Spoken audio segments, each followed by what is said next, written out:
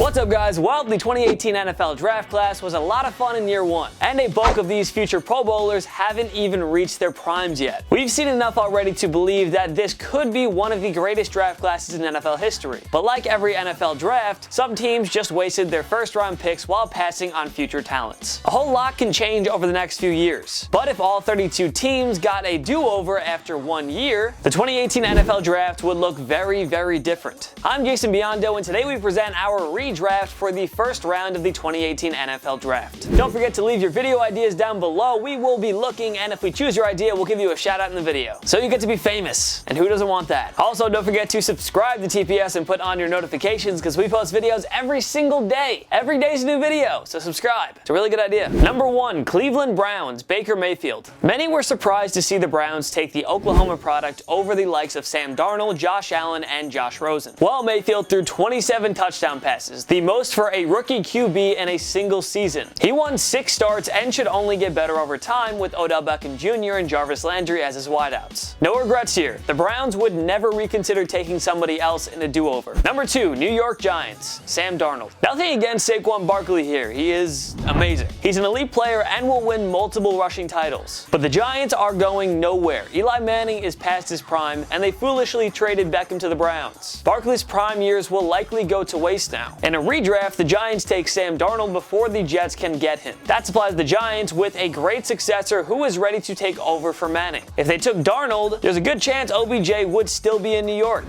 Number 3, New York Jets, Josh Allen. The Jets traded up from 6th to 3rd, having swung a deal with the Indianapolis Colts. The whole plan was to take the best quarterback available at the number 3 spot. In this case, it would have been Wyoming product Josh Allen. The dual threat QB obviously comes with flaws, but his upside is too much for the Jets to pass up on. They settle on Allen and look to build around him right away, like the Jets have done with Darnold. Number 4, Cleveland Browns, Saquon Barkley. Okay, so the Browns hit home runs with cornerback Denzel Ward and running back Nick Chubb. But let's be honest, there's no way they could have passed up on Barkley if he slipped to them at number 4. With Mayfield, Landry, and Barkley in the fold, the Browns instantly have their own triplets on offense to build around. The Browns will forever be happy about how their 2018 draft went down. But again, we have to give them Barkley here to be realistic. Number 5, Denver Broncos, Bradley Chubb. The Broncos were delighted when the NC State defensive end fell to them at number 5. Good thing there was so many QB-needy teams picking ahead of them. Chubb had a sensational rookie year with 12 sacks and a pair of forced fumbles. He and Von Miller are one of the most dynamic pass rushing duos in the NFL, and it will stay that way for many years to come. Hard to see John Elway regretting this pick, so we're leaving it the same. Number 6, Indianapolis Colts, Quenton Nelson. Sorry to be boring and unoriginal, but why would the Colts regret this pick? Their offensive line was horrendous for many years, which led to multiple injuries to Andrew Luck. Nelson solidified an O-line that was flat out dominant in 2018, allowing a league-low 18 sacks. Luck returned to MVP form and got the Colts back to the playoffs. Their head coach got the most out of Nelson and the other offensive linemen. Without those guys, maybe Luck doesn't return to his top form. It's a great pick by the Colts, and I'm not changing it. Staying the same.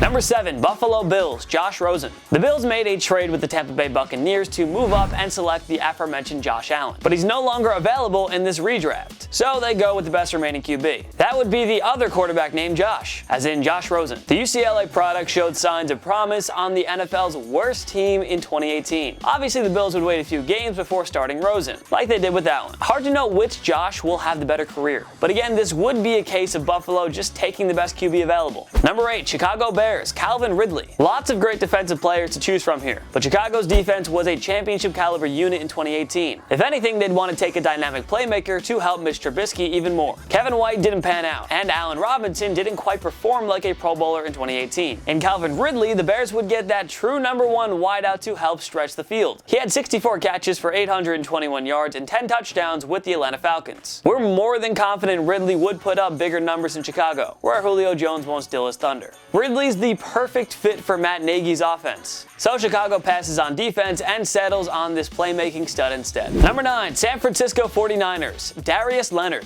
The South Carolina State product fell to the Indianapolis Colts at the 36th spot. In this redraft, the 2018 Defensive Rookie of the Year lands in the top 10. Leonard transformed that Colts Colts defense from very bad to quite superb in 2018. He led the NFL in tackles and finished with 7 sacks, 8 passes defended, 4 forced fumbles, and 2 picks. The 49ers have a dominant front 7 right now, but adding Leonard takes the defense to another level. Kyle Shanahan doesn't pass up on him here. Number 10, Arizona Cardinals, Lamar Jackson. The Cardinals made a trade with the Oakland Raiders to get this pick so that they could take a quarterback. The top 4 guys are no longer available, so they go with dual threat QB Lamar Jackson instead. The 2016 Heisman Trophy winner would have done wonders with Larry Fitzgerald and David Johnson, leaving the Cardinals with an easy choice to take a chance on Jackson, and hopefully it works out. Number 11, Miami Dolphins, Denzel Ward. Ward will be an absolute stud in the NFL. The man was nothing short of dominant in his rookie season with the Browns, but as you can see, teams would be prioritizing their weaknesses over the best player available. That allows Miami to take the best cornerback available in Ward. They took Alabama safety Minkah Fitzpatrick with the 11th pick, but in this redraft, they'll happily take the best defensive back on the board while fixing a clear roster weakness. Number 12, Tampa Bay Buccaneers, Derwin James. The Buccaneers secondary has been a mess for a while now, but at least guys like Levante David, Jason Pierre-Paul, and Gerald McCoy give them a decent front 7 and pass rush. Here the Bucs wouldn't take Vita Vea, their original selection from 2018. Instead, they go with Derwin James, who made the Pro Bowl with the Los Angeles Chargers in his rookie year. James would have been a big-time impact player on the Bucs defense. He's somebody new head coach Bruce Arians could build around. Number 13, Washington Redskins, Jair Alexander. Lots of roster weaknesses to fix here, but the Redskins could use a true ball-hawking corner like Alexander. The Louisville corner had 11 passes defended and 1 interception for the Green Bay Packers in his rookie season. Josh Norman's signing hasn't panned out quite like Washington had hoped, but Alexander would provide a major boost to that secondary. Number 14, the New Orleans Saints, Leighton Vander Esch. The Saints traded up to select defensive end Marcus Davenport here at 14. He struggled in his rookie season, but there is time to turn it around.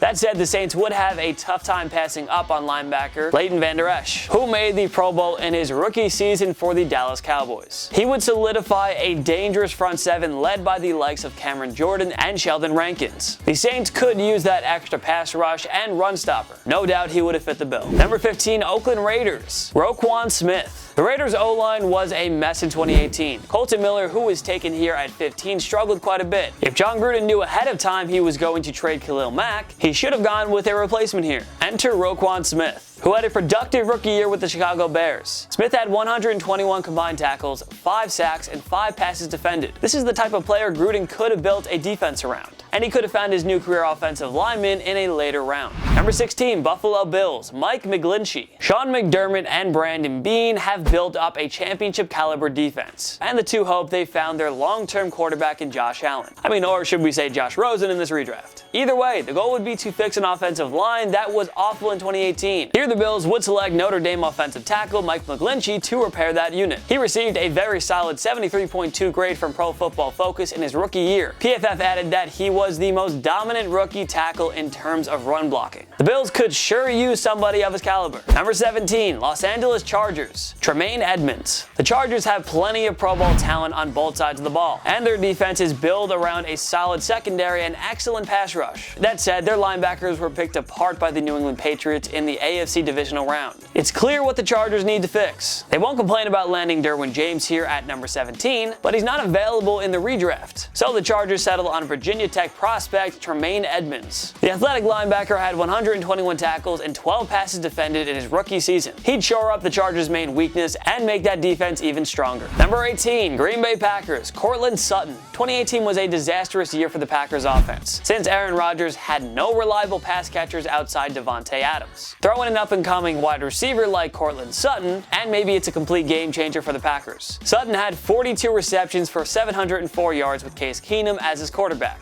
Imagine how much better he would have been with Rodgers. Sutton and Adams could have been one dynamic wide receiver duo. So we have the Packers going off the board and taking the former while he's available in our redraft. Number 19, Dallas Cowboys, Minkah Fitzpatrick. The Cowboys wound up getting Van Esch here, and he was one of the top rookies from 2018, but he's not available anymore in this redraft. So Jerry Jones looks at upgrading his secondary. Fitzpatrick struggled quite a bit in his rookie year with Miami, but he'd be a much better fit in Rob Marinelli's defense. The Cowboys unit unit took major leaps in 2018, and Fitzpatrick would have been a wonderful addition here. But hey, Dallas got a Pro Bowl linebacker out of the 19th pick in the real draft, so who cares? Number 20, Detroit Lions, Nick Chubb. With the first selection of the Matt Patricia era, the Lions addressed the offensive line and took center Frank Ragnow out of Arkansas. In this redraft, the Lions waste no time and go with running back Nick Chubb, whom the Browns got with the 35th selection in the real draft. Nick Chubb had 996 rushing yards and 8 touchdowns in his rookie season. The Lions haven't had a stud running back in many years, but Chubb would fix that instantly and make this offense more two-dimensional.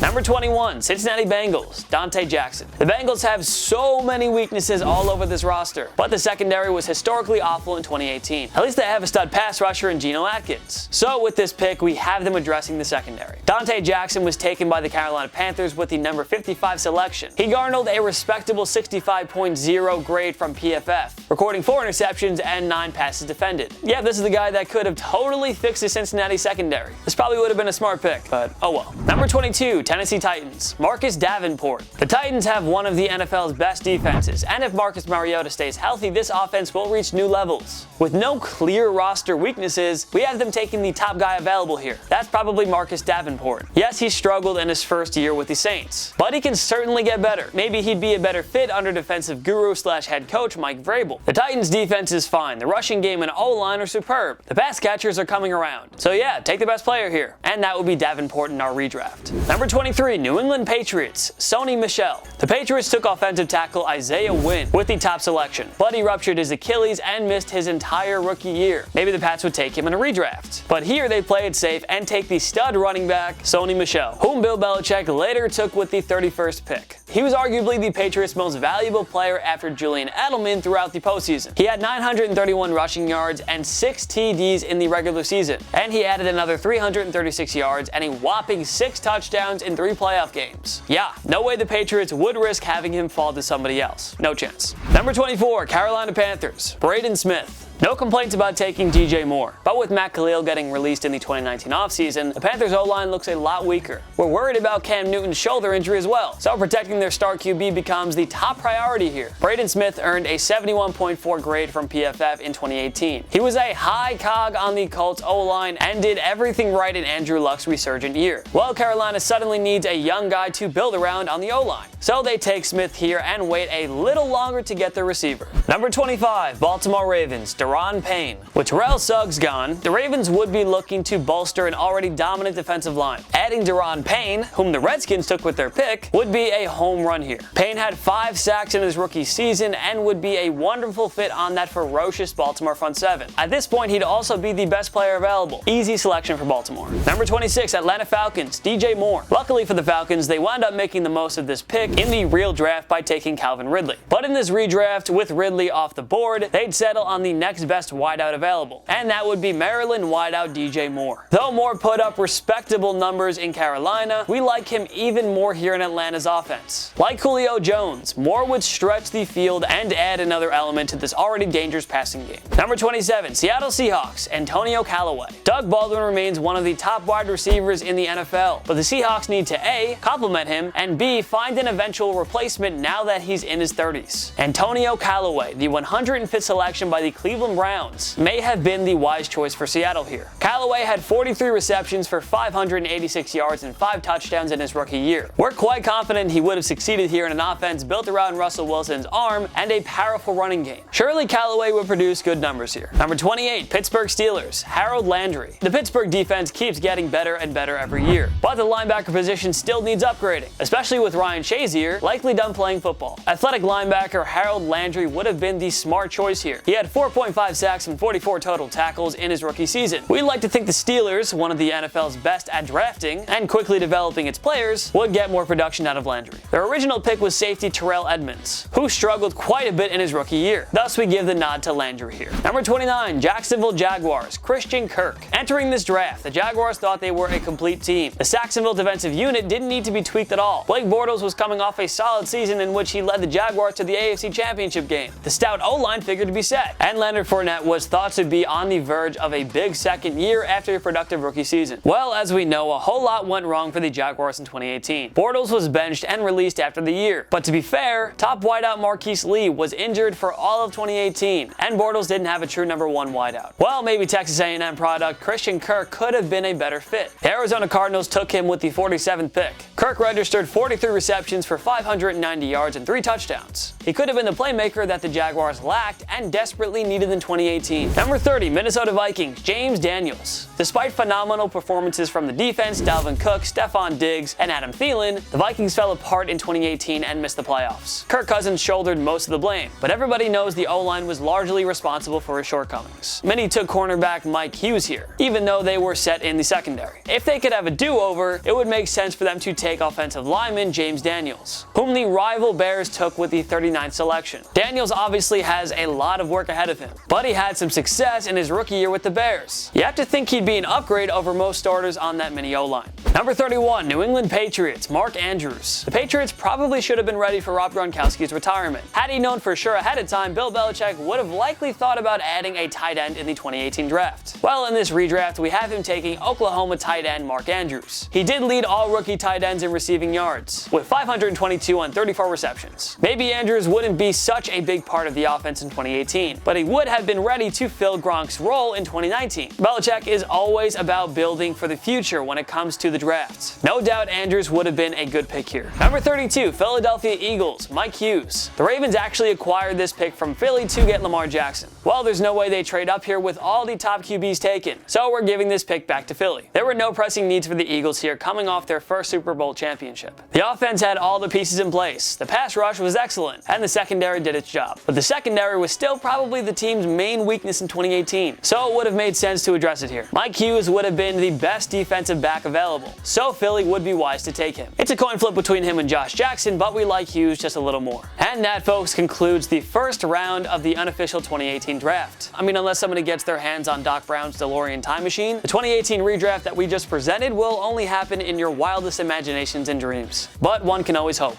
What major changes would you make to our redraft? Join me in the comment section below. Make sure to follow myself and Total Pro Sports on social media. We post great content all the time. Follow us on Instagram, follow TPS on Twitter, subscribe to my YouTube channel. I post videos every single week, and they're so entertaining, so if you want more of me, then you should probably go there. At least give it a look, see what you think. Make sure to subscribe to TPS because we post videos every single day. Every day's a new video, so subscribe. If you like this video, give it a like. It takes one click right down there. Smash that like button. I know you liked it, so why would you not? Of course, thank you so much for watching. I'm Jason Biondo, and I'll see you next time.